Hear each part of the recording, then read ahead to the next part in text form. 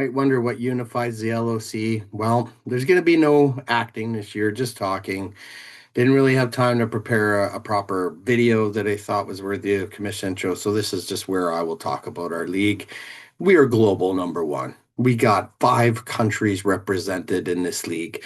Of course, myself as Canadian, many other Canadians, lots of Americans, and we have people from England, we have people from Serbia, and we have people from Germany. And honestly, I would love to see those numbers get up even more. So for some of you people overseas or even some of our North American friends, if you know some people maybe in South America, maybe more in Europe, I'm always open to getting some new referrals in, especially international referrals.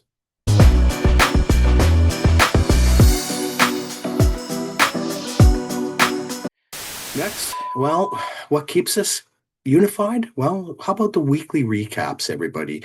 For anyone that was around last year, the weekly recaps were added, and what a difference it made, right? I mean, to wake up every morning after football week is over and to go over the recap of every single league in the format of what happened, it really does unify the tiers.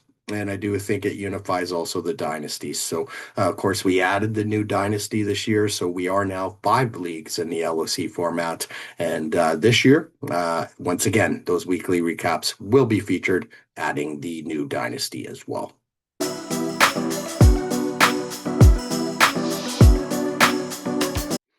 Last but not least, we are the LOC family. It was funny. This league was once criticized for being a family league. It is a family league. We got wives in here. We got brothers in here. We might even have some sisters in here. Well, we got a sister-in-law.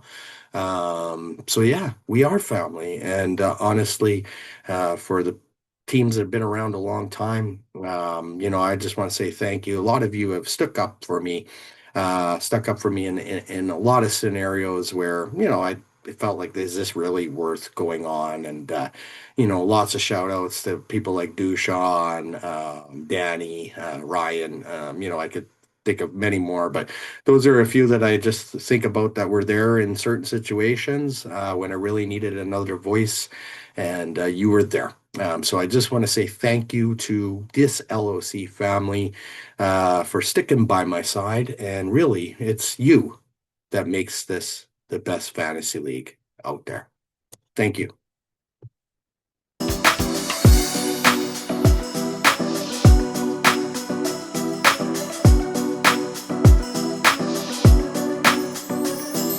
few moments later.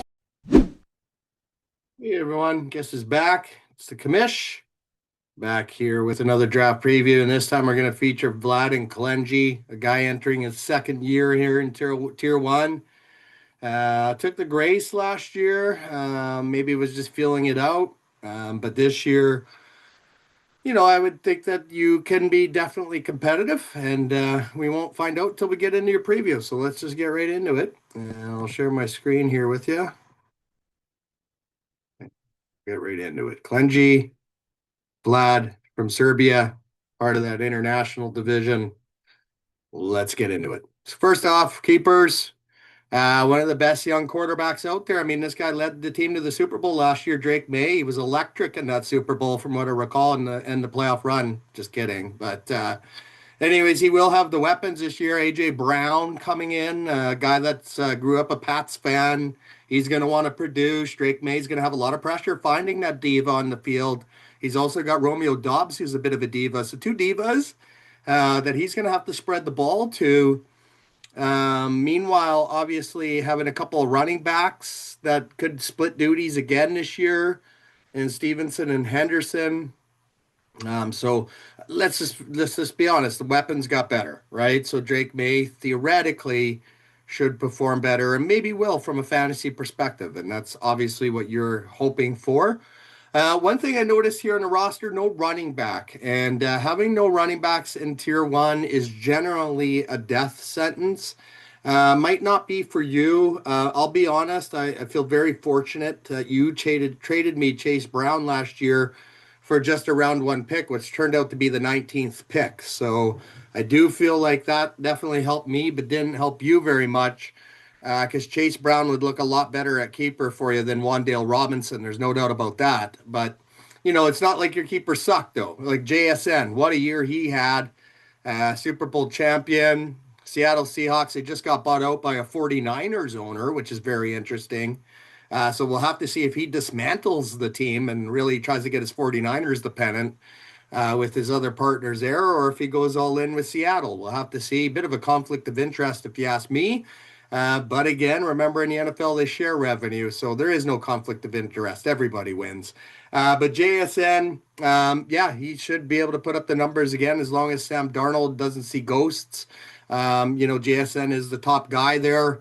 Emeka Egbuka started off super hot last year, ended up tailing off, but guess what? Mike Evans is gone now, right? So Egbuka is going to have to go in and produce. And I think he will. The interesting thing is their quarterback Baker is in the middle of a contract dispute with the team. We'll have to see how that affects things. I mean, Baker might be playing hard to get the contract somewhere else. But I think either way, Egbuka is going to have a big year now that Mike Evans is gone. Godwin's had some injury history. So Egbuka could very well be the outright one there.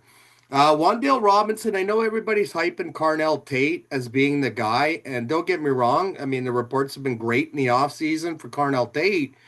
But everyone seems to forget this guy was a WR2 all throughout college, so he didn't face the tough coverages. And I'm curious to see how he would do against tough coverages. Now, Wandale Robinson signed a big contract with Tennessee. If you think this guy's not going to get targets, you're an idiot, right? So Wandale Robinson is going to get targets. Don't forget Calvin Ridley's still there. We'll have to see how Cam Ward develops. From what I've read, anyways, it doesn't seem like he's developing very well. But he is a gunslinger, and that's a positive sign for any wide receiver that has a gunslinger quarterback because, he's not afraid to throw it deep, right? And again, you catch those deep balls, that's a lot of points.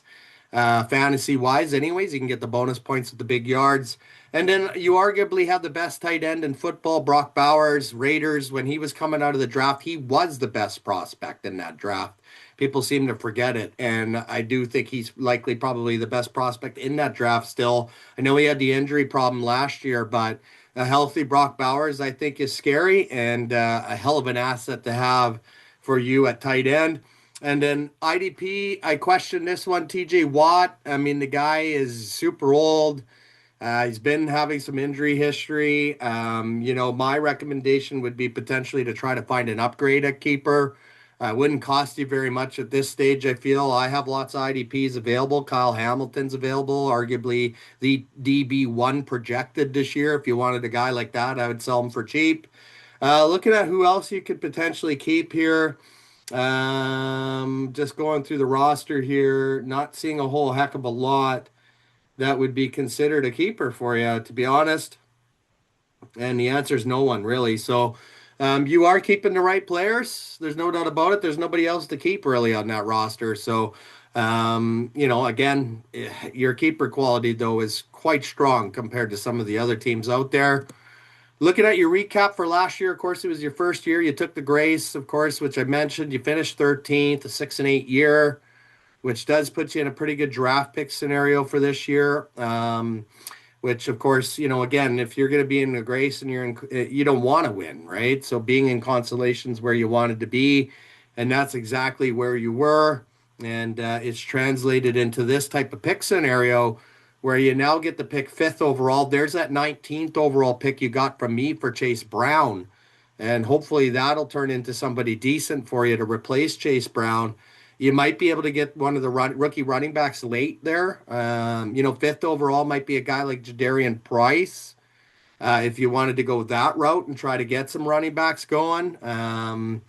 You also have the double up in round 6 and 7. So ideally, this is a great pick scenario, to be honest. 13 picks, sorry, in the first 10 rounds, which, again, if you compare it to some other scenarios out there, you're in a very good spot.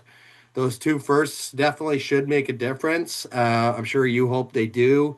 And then you can see, like, going from round to round, there's like a one round where you're only waiting 9 picks, but then you're waiting 31 for the next one. So that's just something to be aware of for your draft pick scenario from round 3 to 4. But yeah, I think you have a good scenario here to be a winner. And I would say that likely, you're going to be near the top with some of the division owners there. You can see in rounds 11 to 20, you're also doubling up in round 13, which is good. I think that puts you in a pretty good position again to find those bench players that are required, or you're filling out the IDP roster with high quality IDPs, while others are still looking to just fill their roster with bad pick scenarios. So again, great draft pick scenario, and you can see you don't have four picks in the final nine.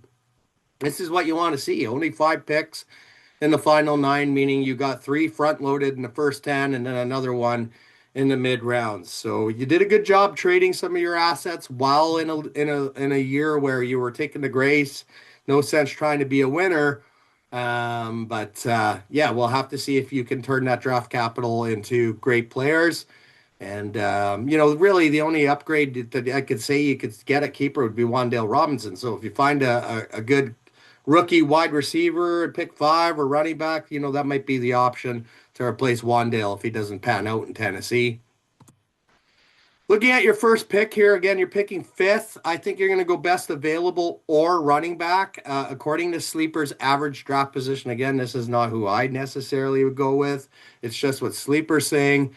They're saying you'd go with one of those wide receivers at rookie. Carnell Tate, does it make sense to pair him up with Wandale? Probably not, right? So if he's the top guy there, you might want to look at trading down or go with someone else, right? Jordan Tyson was another name that came up. Christian Watson, who could be actually that keeper that's better than Wandale. I know he's had some injury histories though too.